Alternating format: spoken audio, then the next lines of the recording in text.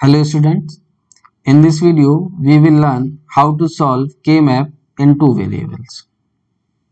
चलिए देखते हैं, ये वीडियो हम हिंदी में शूट करेंगे पॉलिटेक्निक कॉलेजेस जो हैं उनके सिलेबस के अकॉर्डिंग। देखिए अगर हमारे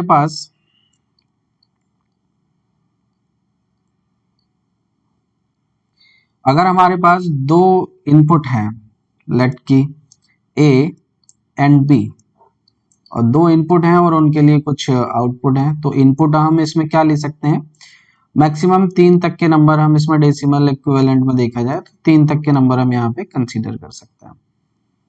तो चलिए लिख लेते हैं।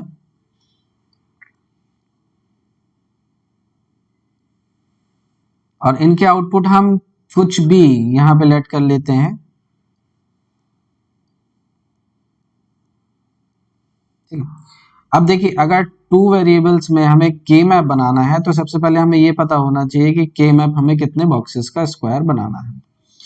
तो देखिए इसके लिए फॉर्मूला क्या यूज किया जाता है, 2 की पावर n, जहां पर n रिप्रेजेंट करता है नंबर ऑफ इनपुट्स को। हमारे पास दो इनपुट हैं तो हम यहाँ पे लिख सकते हैं 2 की पावर 2 यानी कि 4। तो हमें यहाँ जो के मैप बनाना है, स्क्वायर बनाना है ग्राफिकल रिप्रेजेंटेशन के लिए, तो हमको 4 खाने का यहाँ पर बनाना है। चलिए बना लेते हैं। अब देखिए इनकी नंबरिंग किस तरीके से करनी है, हम यहाँ पर एक इनपुट ले लेते हैं A और हम यहाँ पर एक इनपुट ले लेते हैं B, और यहाँ पर हम A के लिए लिख देते हैं 0 और हम यहाँ पे A के लिए लिख देते हैं 1। सिमिलरली हम B के लिए लिख देते हैं 0 और B के लिए लिख देते हैं 1। ठीक है, अब देखिए जब भी के मैप सॉल्व किया जा रहा है यहाँ पे, तो हम यहाँ पर कंसीडर कर रहे हैं मिन टर्म्स। मिन टर्म्स यानी कि हम यहाँ जो सॉल्यूशन निकाल रहे हैं वो एसओपी के लिए निकाल रहे हैं, सम ऑफ प्रोडक्ट्स के लिए। मिन टर्म्स और सम ऑफ प्रोडक्ट्स के लिए हम एक सेपरेट वीडियो देखेंगे जिसमें आपको ये क्लियर हो जाएगा कि आखिर मिन टर्म्स क्या है और एसओपी क्या है। यहाँ पर हम उसकी बात नहीं करेंगे, हम यहाँ केवल के मैप दो वेरिएबल में कैसे सॉल्व करना है हम केवल इसको देखेंगे।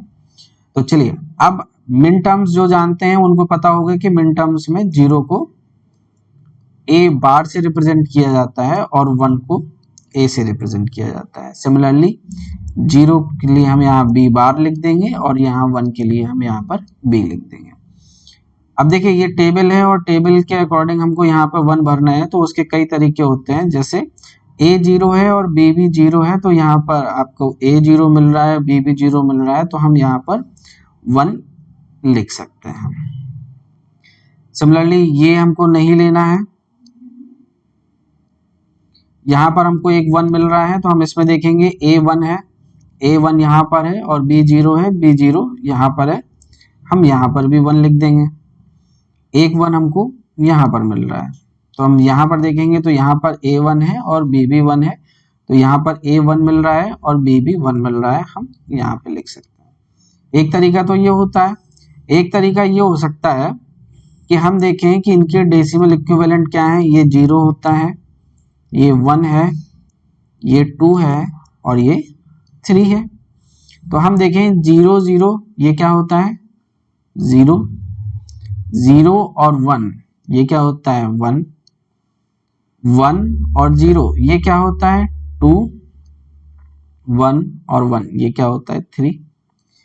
तो 0 पर एक 1 मिल रहा है हमें, तो हमने यहाँ पर लिख दिया। 1 पर नहीं मिल रहा है हमें, तो 1 को हमने खाली छोड़ा हुआ है।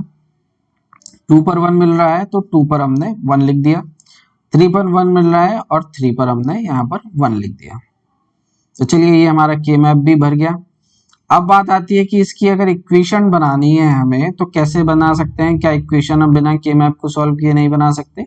तो बिल्कुल, इक्वेशन को सम ऑफ प्रोडक्ट के लिए बनाया जा सकता है बिना के मैप के भी। तो चलिए एक इक्वेशन बना लेते हैं, फिर देखेंगे कि आखिर हमें के मैप से ही क्यों सॉल्व करना है। तो चलिए बनाते हैं।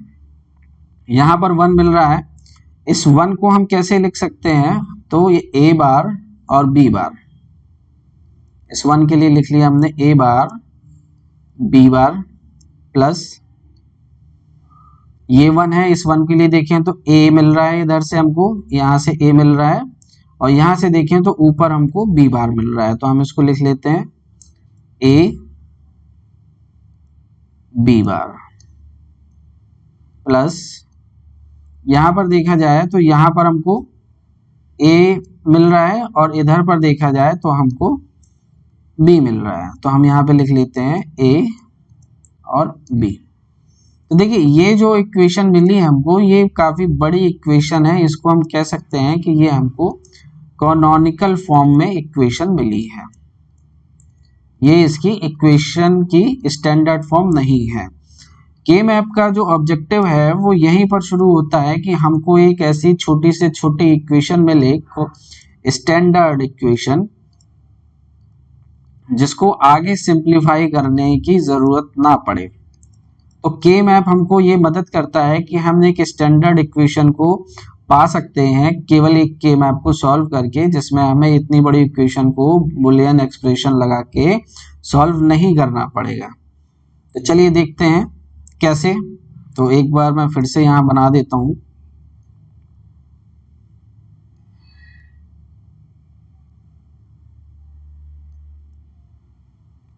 देखिए हमारा 1 यहाँ पर है, यहाँ पर है और यहाँ पर है, और यहाँ पर हमारे पास 0 1 है, 0 1 है।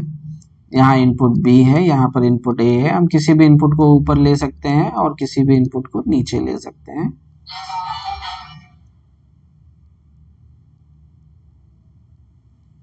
चलिए अब देखिए, अब हमें क्या करना होता है, हमको यहाँ पे ग्रुपिंग करनी होती है। ठीक है, हमें क्या करना है, ग्रुपिंग करनी है। ठीक है, अब ग्रुपिंग कितने तरीके से हो सकती है, तो ग्रुपिंग का एक तरीका होता है पेयरिंग, पेयर बनाना। पेयर में कितने के बनते हैं, 2-2 के पेयर बनते हैं, हमको पता है। तो यहाँ पर हम 2-2 के पेयर बना सकते हैं, या फिर हम 4 का पेयर भी बना सकते हैं, लेकिन 4 के लिए यहाँ पर हमारा एक खाना खाली है। अगर ये चारों होते तो हम इसको 4 का बनाते ग्रुप, और इसको हम बोलते एक क्वाड बनाया है हमने, जिसमें हमने चारों को ले लिया होता। लेकिन क्योंकि यहाँ पे 4 नहीं है, इसलिए हम क्या कर सकते हैं, हम ग्रुपिंग कर सकते हैं 2-2 की पेयर। तो हम चलिए इसको ले लेते हैं। ठीक है, एक ग्रुप हमारा ये बना, और एक ग्रुप हम इसको भी ले सकते हैं। तो मैक्सिमम 2 ही ग्रुप इसमें पॉसिबल है। अब देखिए ये जो 1 है, ये 1 दोनों ही ग्रुप में आ रहा है, या हम ये बोलें कि एक ग्रुप के ऊपर दूसरा ग्रुप ओवरलैप हो रहा है, तो हम इसको बोलते हैं ओवरलैपिंग। हम इसको बोलते हैं ओवरलैपिंग। तो यहाँ पे क्या हुआ है, ये ओवरलैप हुआ है। अब चलिए एक इक्वेशन देखते हैं कि इक्वेशन क्या मिल रही है। तो इक्वेशन देखते हैं, तो ये हमारा एक ग्रुप है।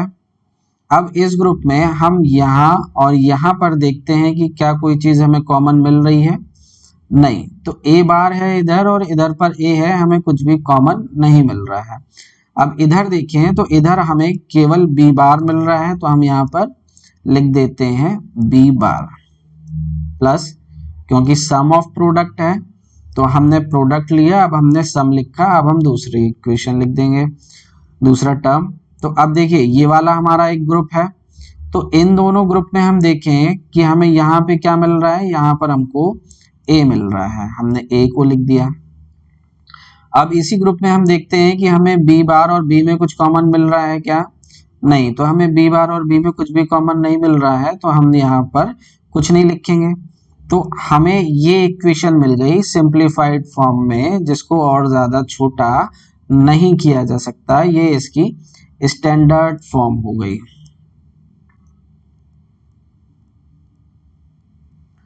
जबकि हमें यही इक्वेशन ऊपर मिली थी इतनी बड़ी, और यहाँ जब के मैप से हमने उसी चीज को सॉल्व किया तो हमको ये स्टैंडर्ड फॉर्म में मिल गई इतनी छोटी। अब हम इसका सर्किट डिजाइन कर सकते हैं, या हम इसकी आउटपुट भी चेक कर सकते हैं, हमें आउटपुट सेम ही मिलेंगे यहाँ पर। होप कि आपको समझ में आ गया होगा। अब नेक्स्ट वीडियो में हम देखेंगे कि अगर हमें 3 वेरिएबल में के मैप सॉल्व करना होता है, तो हम 3 वेरिएबल में के मैप को कैसे सॉल्व करेंगे। और डेली अपडेट्स के लिए हमारे चैनल को सब्सक्राइब कीजिए। पॉलिटेक्निक और सीबीएसई 9 to 12 से रिलेटेड सारे वीडियोस, सारे इंपॉर्टेंट सब्जेक्ट्स के नए तरीके से आपके सामने हम पेश करते रहेंगे। Edu PDF for you channel को फॉलो करें, सब्सक्राइब करें और अपने फ्रेंड्स के साथ शेयर जरूर करें। Thank you.